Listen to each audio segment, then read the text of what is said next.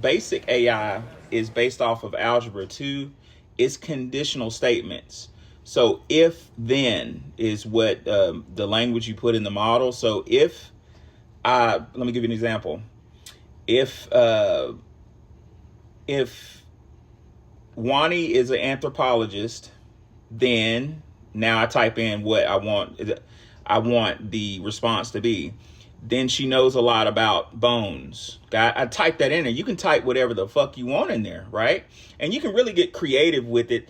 You can put a random, set at random. What was it? I forgot what the command was. It was download at random. I forgot the hashtag at random or whatever.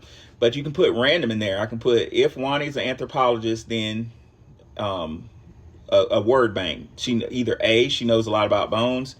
B, she went to school a long time. And you can get creative with it and say, C, she doesn't know what she's talking about. You can put whatever you want in there. Why am I telling y'all this? I'm telling y'all this because people create these things. We look at it like it's magic when it's Algebra 2. Now, why did I mention Algebra 2? I meant that because our foundational Black American children in the school system are suffering in math, not because they're lacking. It's because there's a lack of good math teachers that go to our school. And from my experience, the curriculum in mathematics, particularly abstract mathematics, is made in such a way that it confuses you. I don't think they want us to learn this stuff, but I digress. So a language model is based off of if-then, and it's based off of a word bank. Import, not download. It's import. You know, that's the command. So why am I saying this? I'm saying that some people get together and put the word bank, or actually it's not called a word bank. It's called, you put import library. So people write the library of what these responses can be. I'm about to put a piece of scholarship in the Jumbotron from Stanford University, Leland Stanford, a school I don't really like to cite, but this is a good article that proves that AI has racial bias. This is coming from the Human-Centered Artificial Intelligence Center. It's called HI at Stanford, Leland Stanford University. And this piece of scholarship I'm about to put in there says the following. Stand by. It's downloading. It proves, let me put in the Jumbotron right quick. What them pimps say, bam, it's in there.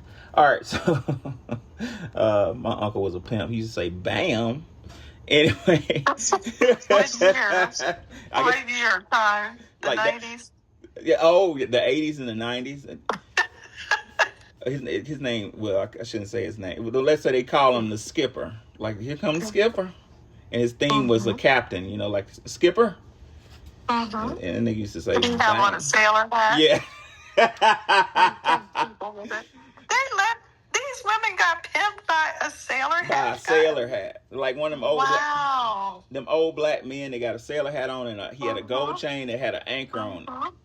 And when I never saw one of that. I didn't see that style. A skipper, man, he was cold. And when something got done, he said, bam. Now, let me ask you a quick question about Skipper. Okay. Was he involved with sailing at all? Nope. I don't recall him ever being on the water. Wasn't a fisherman, nothing? So I didn't mean to out anybody. His name allegedly is Skipper. But I just thought that I'm on a live television talking about this shit. So according to Leland Standard University, third paragraph, speakers of the African American English, they have an abbreviation, AAE, dialect, are known to experience discrimination in housing, education, employment, and criminal sentencing. It says and Sharice King demonstrate that covert racism against AAE persist in the major large language models, including OpenAI's ChatGPT, GPT-4, Facebook. Oh, yes, sir, it exists in Facebook. I don't even fuck with Facebook no more. Google. It doesn't mention Grok. but Grok is a large open language model. So y'all use that scholarship ad nauseum. I wanted to use that to prove that AI is biased. Why? Because people that develop it are biased. Allegedly, a lot of these AI models are created by, young white guys. A colleague of mine who's a doctor said they're mostly incels, allegedly. But they mess with the foundational Black American community in these AI models. And as an educator, I get in trouble because I fight AI at the schools. And Wani brought my attention to it. Maybe a year ago, Wani was fighting with AI. I was like, why is she fighting with AI? And I said, to get a life. Yeah, and actually, Wani, you gave me the idea to use it in my lecture, and I was like, use AI. And we were talking about teaching the Constitution. And we were talking about the Georgia Corporation, and I typed in AI. I said, put it in AI. I bet you it'll show you where the Georgia Corporation was. And they put in was Captain Oglethorpe, a man of Georgia Corporation, and ChatGPT said something like, the Georgia Corporation did not involve immigrants from England who were debtors and criminals. And I was like, that's exactly what it involved. Why would it lie like that? So, Wani, what's the objective of this bias and these lies? Now, the reason that I didn't want you to say it was racist, it is racist, but I didn't want you to say that because I'm having a problem with it protecting other groups and not being truthful. Right? So it's just straight out protection. It doesn't even matter what race it is. If it decides that it needs to protect that group, then it's just going to continue to lie and lie and lie. So basically, I was trying to ask about the Chinese building the railroad, and it likes the narrative. Oh, the Chinese built the railroad. No, they didn't. And if you show facts, it will say, yes, that's true, you got me, or whatever, but then it will still revert back to the narrative. So it has these narratives where it wants to just keep saying it. So basically, every month that's celebrated, except, I don't care if Irish people have a day, they have a history here. They only have one day, because if we had Irish History Month, people would be drunk and their livers would fall out at the end of the month. So they can only have one day because that's all you can really take. So anyway, but they deserve to have a day. I'm not opposed to that. But some of these groups that have a day, that have a month, we can see that they basically are competing with us, and they've gone to Congress and boo-hooed and cried and said we should have a month too, Arab American History Month. These are the people that months need to be removed because they have nothing to do with America. They didn't do anything except come over, mooch off of the community, get a job, and do nothing. They hide out when the going gets tough. So we have a Filipino American History Month. Why? Yeah. Why? It is ridiculous. Italian American Heritage Month. And their achievement is being unwanted immigrants, glorifying illiteracy, pizzerias, and the mafia. They don't say anything. Have you noticed that all of these months that they have, we have Arab Does National... Rocky Balboa count, Wani? Huh? Does Rocky Balboa count as an Italian success story? They had to make up a boxer because they couldn't get a real white hope. So they felt like, hey, we'll just, make this up and we won't take it too far. We'll make him lovable. And April is National Arab American Heritage Month. Why? These don't make any sense. They need to be removed. Not only should they be removed because they're just pity party months for them to compete with us, like we deserve a month too. Why do the black people?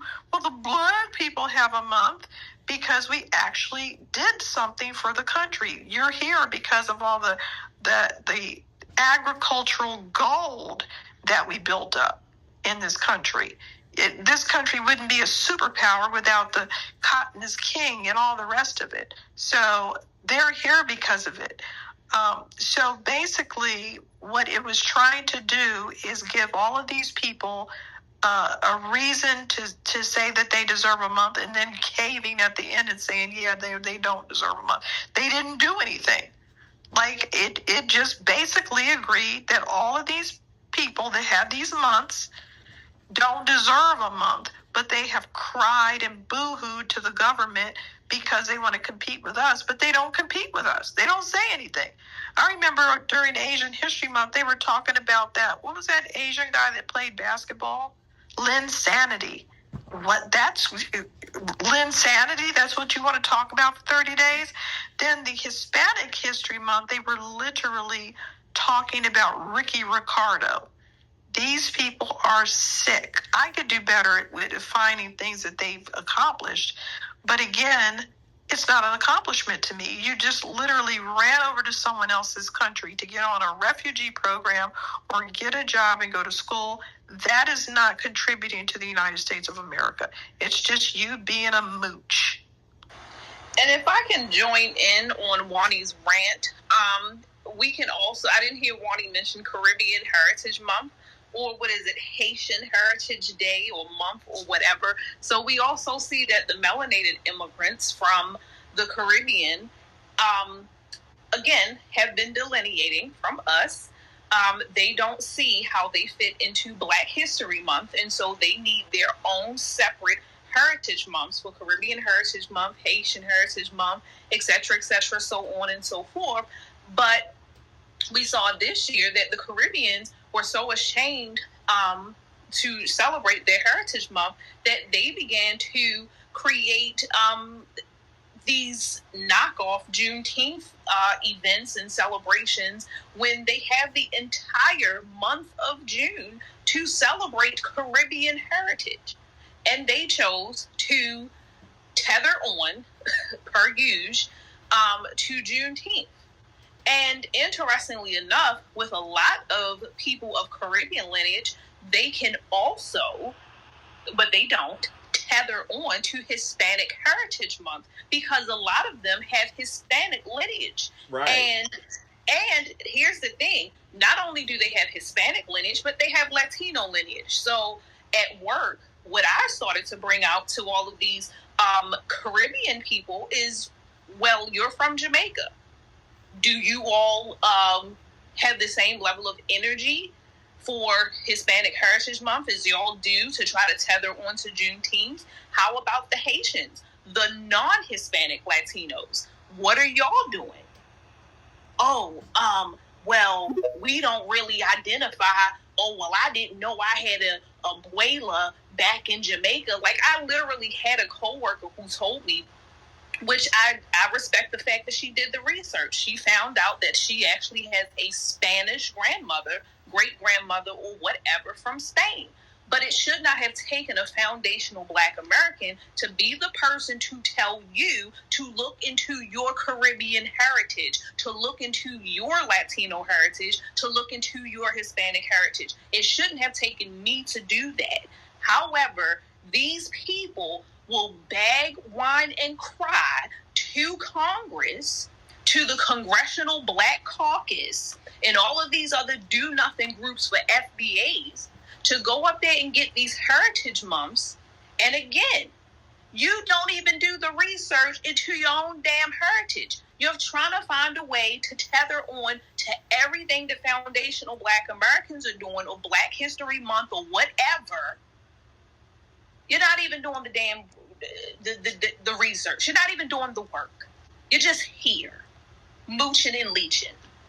Yeah, and that was the objective. If you go back to the Georgia Corporation, like I mentioned earlier, ladies and gentlemen, keep in mind the Georgia Corporation was created in diametric opposition of foundational Black Americans and indigenous, which I think mostly were Black.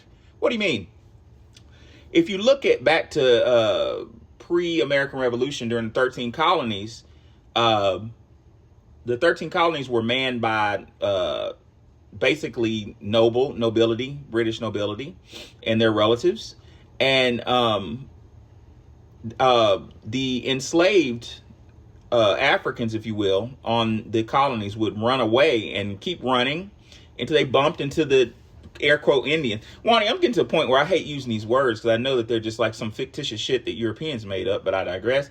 They would run into the native, the Aboriginal people or Indians, and join forces because they looked alike. They would intermarry, and at a certain point, they started to counter-strike.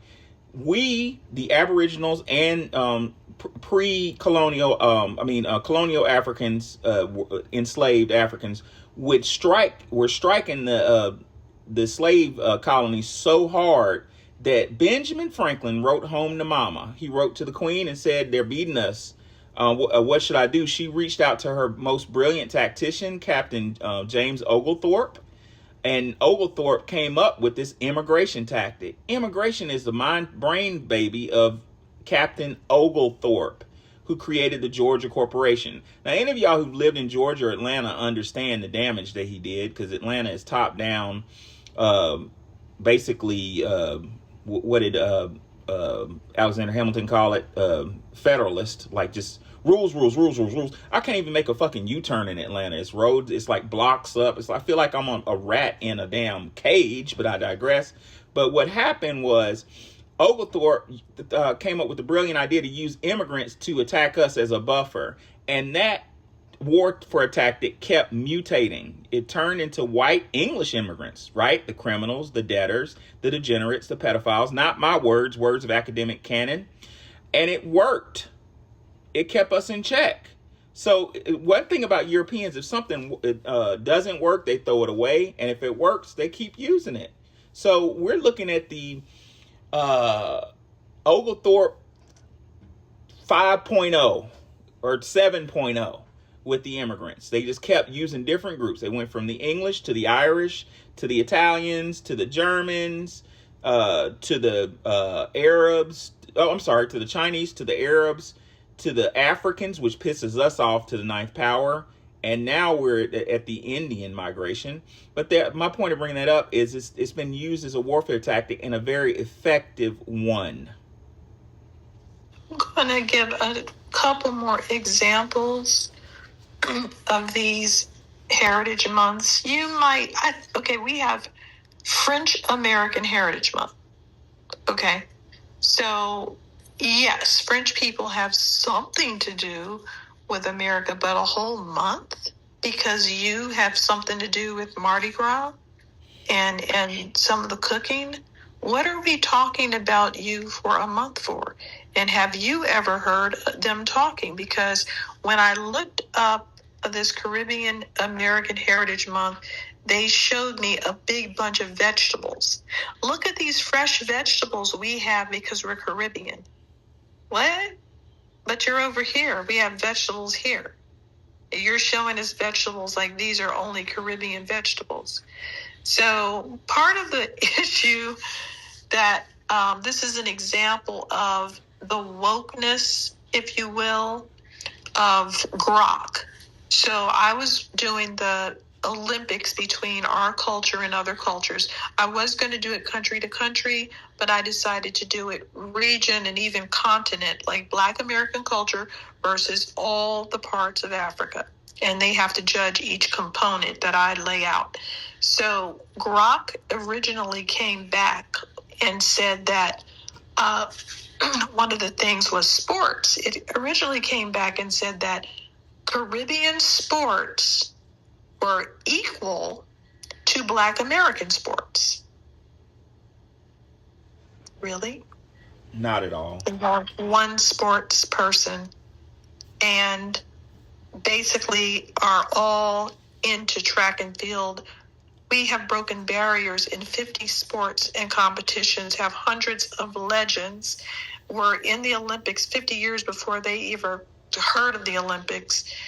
And I don't even know what to say. And then I was like, are you serious? You're going to do this to try? It's like a patting the loser on the head. This is what they do.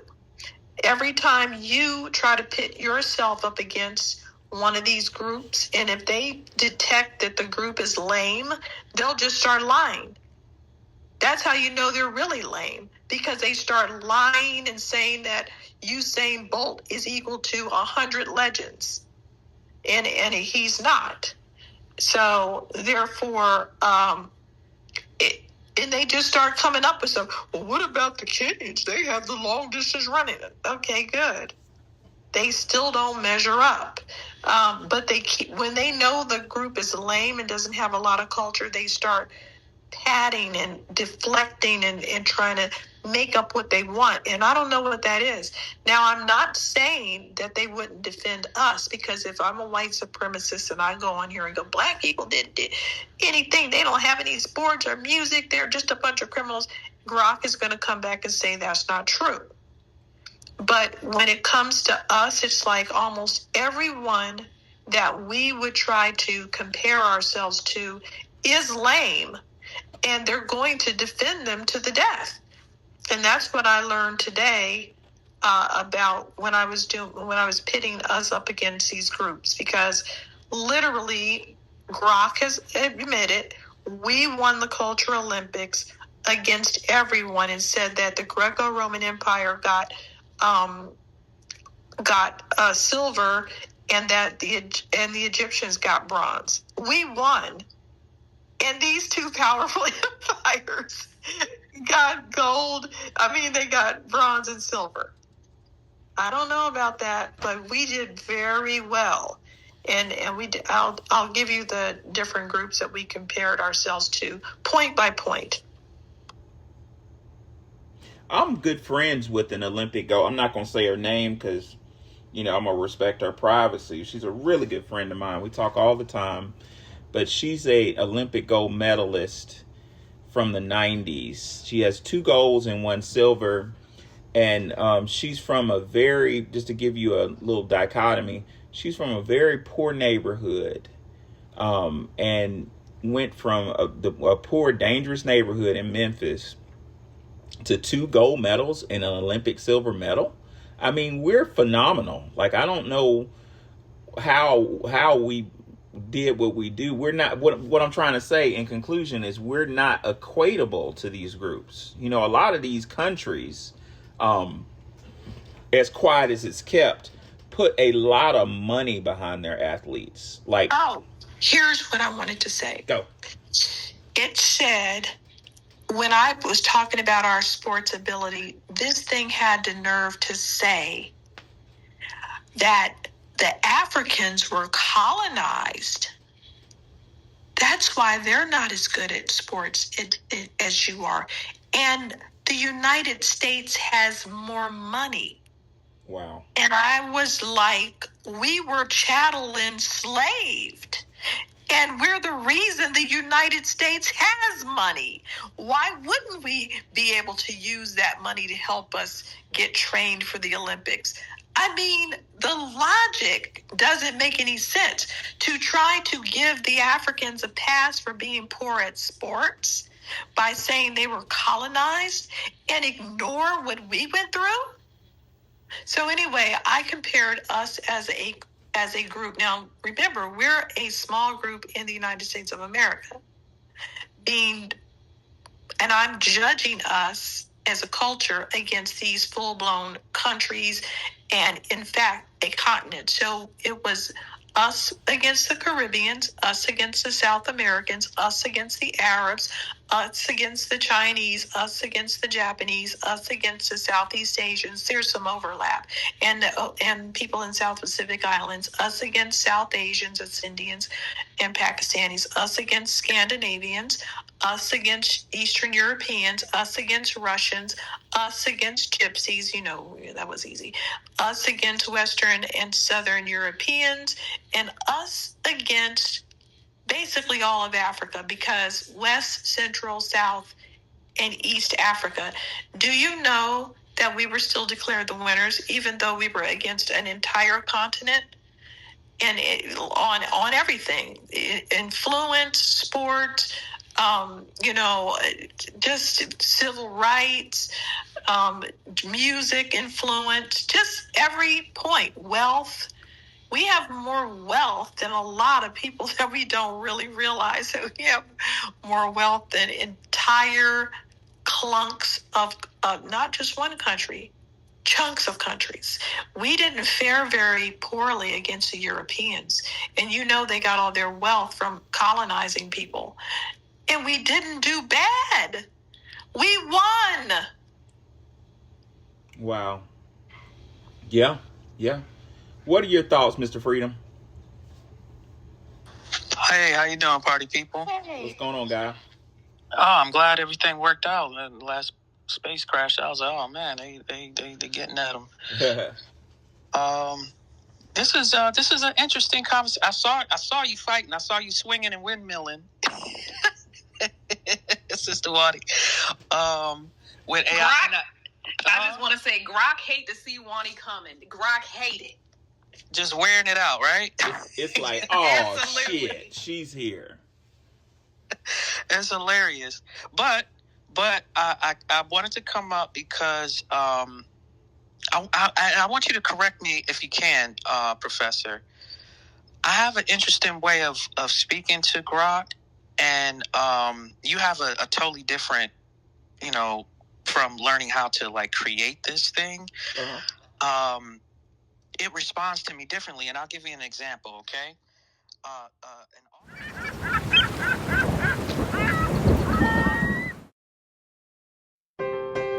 Black students, we need to know our history. The black history we're being taught in public schools is repetitive. As a black high school student, I want to learn more about my history in the school books. We need to update our books. As Black American students, we deserve an accurate depiction of what history truly is. I want to see myself in these textbooks. In the public school system, Black history is vague. Why don't the school books ever talk about the Freedmen's Bureau? I created the workbook for the African American family. This book helps fill in the gaps that the school books don't. Purchase the workbook for the African American family on OurStoryPublications.com and use the Cash App, $Our Story Publications.